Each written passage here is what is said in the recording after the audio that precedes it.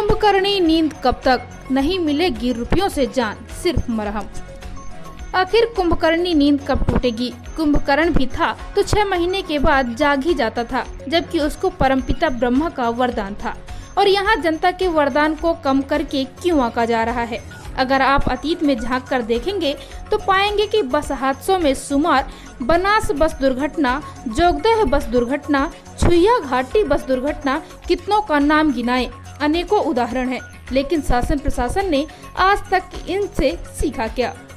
जब कोई ऐसी हृदय को तार तार कर देने वाली घटनाएं घटती हैं, तब शासन प्रशासन कुछ दिनों के लिए चुस्त दुरुस्त दिखाई देता है। इसके बाद फिर से धीरे धीरे जमाई लेते हुए चिर निद्रा में मग्न हो जाता है। इसी परिप्रेक्ष्य में प्राइड इंडिया न्यूज संवाददाता से बात करते हुए वरिष्ठ पत्रकार स्तुति मिश्रा कहते हैं कि इसमें शासन स्तर का ही दोष है। सड़कों की व्यवस्थाएं दुरुस्त होनी चाहिए, नए सिरे से कार्य शुरू किए जाने चाहिए। रुपयों से जान नहीं खरीदी जा सकती। वह कहते हैं कि मध्य प्रदेश के मुख्यमंत्री संवेदनशील हैं, इसमें संदेह नहीं है। उन्होंने घर घर जाकर परिजनों को संवेदनाएं व्यक्त की हैं तथा जनता के प्रति सिर्फ नेता ही जवाबदेह नहीं है, बल्कि उससे कहीं ज्यादा अधिकारी भी जवाबदेह है। जल समाधि जैसी स्थिति नहीं होती अगर छुइया घाटी में 1 हफ्ते से लगे जाम को नजरअंदाज नहीं किया गया होता। आरटीओ की निलंबन की कार्यवाही को लेकर वह कहते हैं कि की गई कार्यवाही सही है, लेकिन बस की परमिट जो थी वह सतना से थी, इसलिए सतना आरटीओ पर भी कार्यवाही निश्चित रूप से बनती है।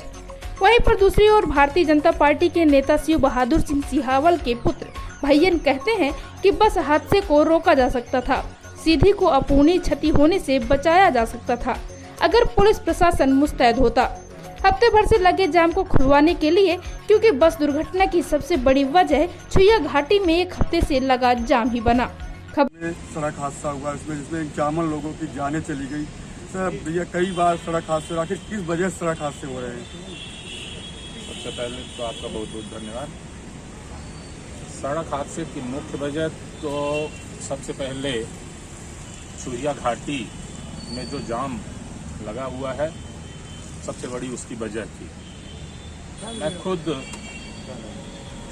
12 फरवरी को भोपाल जा रहा था, लेकिन किस स्थिति में मैं उस रोड को क्रॉस किया ये मैं खुद जानता हूँ। और 2 घंटे मुझे छोटी सी गाड़ी निकालने में लगा, और शायद उसके बाद भी, मेरी गाड़ी के बाद भी कोई गाड़ी नहीं निकल पाई।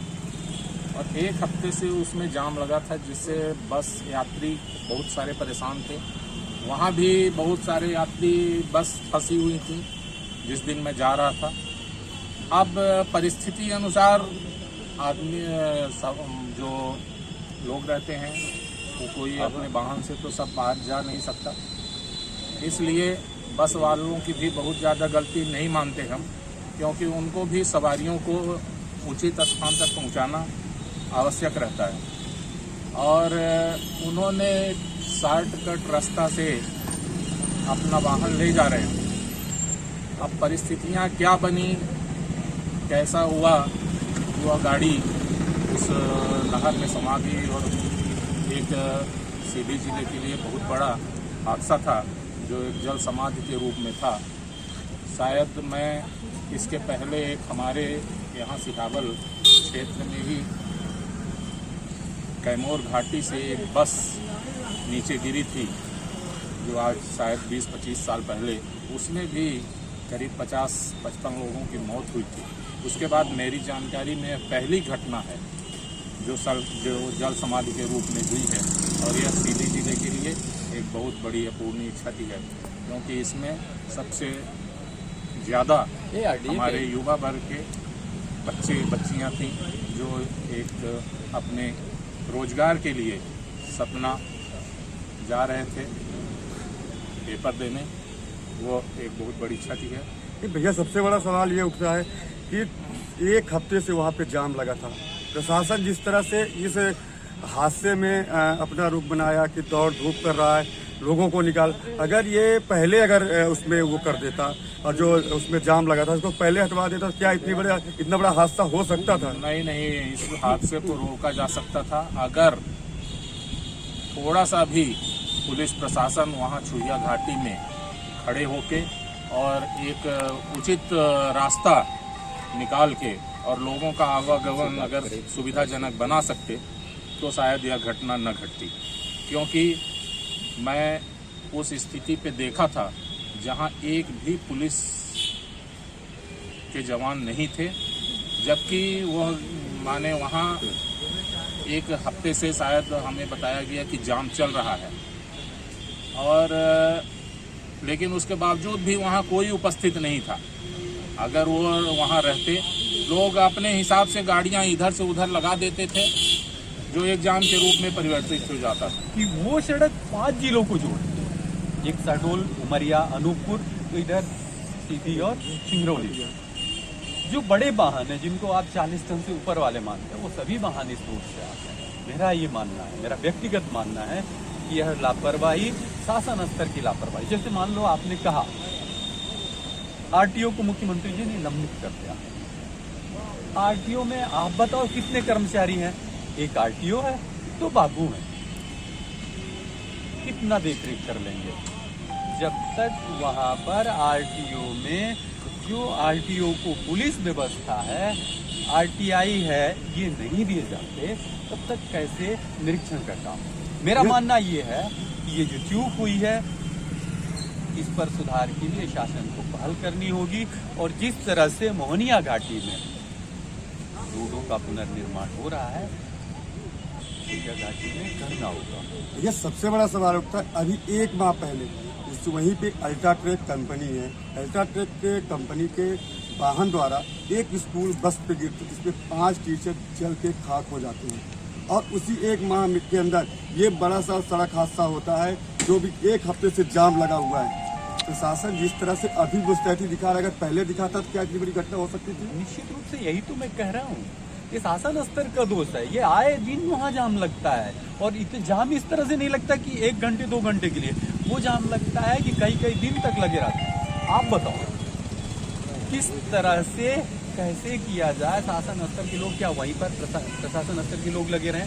उनके पास अन्य कार्य भी होते हैं।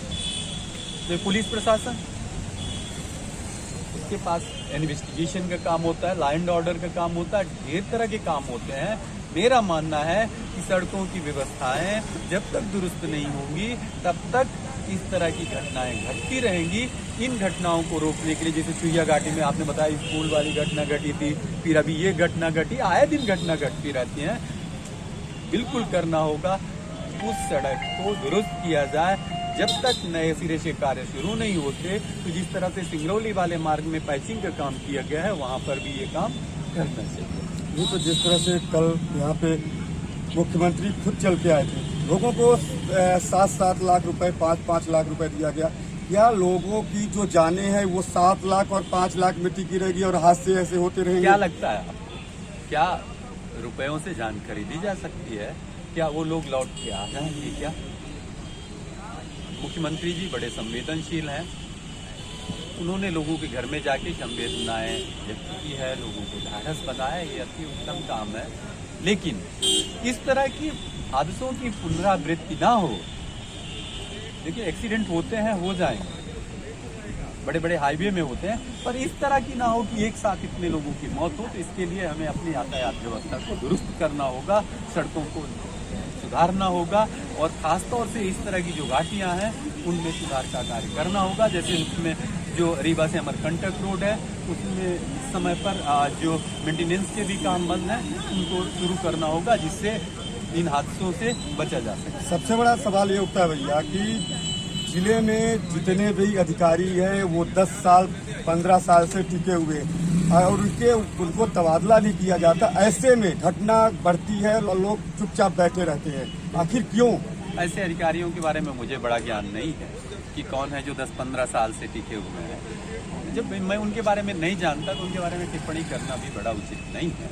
पर जो भी हो, देखिए, जनता के प्रति सिर्फ नेता ही जवाबदेह नहीं है, अधिकारी भी जवाबदेह हैं, और उनको अपनी जवाबदेही निभानी चाहिए। ये तो कल जब एक्सीडेंट हुआ तो वहाँ पे विधायक चुनाव विधायक सत्येंदु तिवारी जी, सांसद महोदय भी कह रही थी कि ये घटना होनी कौन टाल सकता है। या वो जो वहाँ पे जाम लगा था, अगर उस जाम पे पहले ये नेता अगर ध्यान दिए होते तो क्या इतनी बड़ी घटना हो सकती थी। उनका कहना भी जायज है। हमने आपको पहले भी एक उदाहरण दिया है कि आप ले लो आगरा में, ले लो जो बना है जिस पर हवाई जहाज उतर सकते, उसमें ढेर सारे एक्सीडेंट होते हैं।